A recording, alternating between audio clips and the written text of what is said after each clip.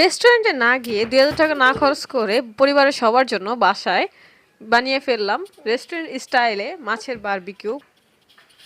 এটা কি মাছ তা আমি জানি না সঠিকভাবে, আমার হাজবেন্ড আছে। এখানে মাছের বারবিকিউ বানাতে যা যা উপকরণ লাগে তা সব নিয়েছি। ম্যাগি মশলা, সস, বারবিকিউ মশলা, হলুদ, মরিচের গুঁড়া, জিরার গুঁড়া, এগুলো মানে বাসায় যে আইটেমগুলো ছিল সাধারণভাবে বানিয়ে ফেললাম।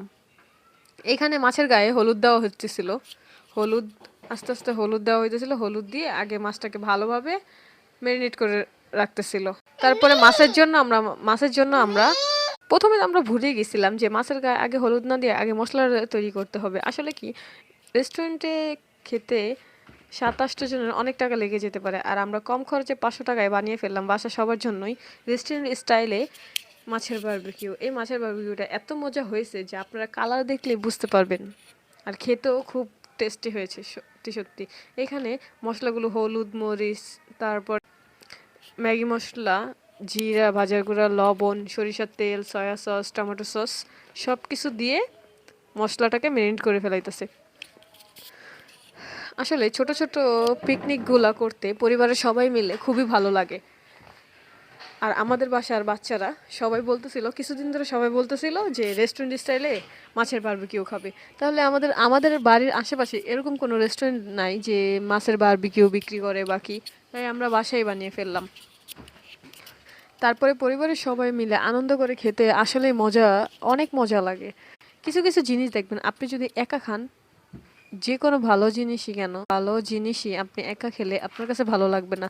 বাট পরিবারের সবাই মিলে এবং বন্ধুবান্ধব ফ্রেন্ড সার্কেল নিয়ে যদি এই জিনিসটা উপভোগ করে খান, সত্যি আপনার কাছে অনেক ভালো লাগবে। বিশ্বাস করেন, যাদের পরিবার ফ্রেন্ড সার্কেল না আছে তারা এই জিনিসটা অনেক মিস করে।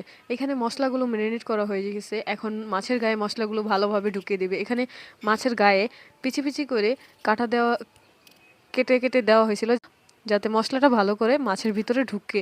এখন মাছের ভিতরে মশলাটা ভিতরে ভিতরে ঢুকিয়ে দিতেছে, যা হতে মাছ খুললেই আমরা ভিতরে ভিতরে মশলাটা পাই ভালো মতো।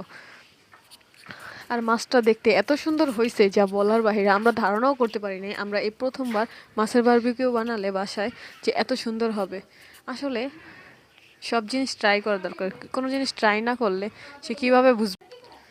আসলে আমরা আজকে মাছটা কয়লা বারবিকিউ করবো না, আমরা গ্যাসের চুলায় মাছেরটা বারবিকিউ করে নিব, ফিশ ফ্রাই করে নিব।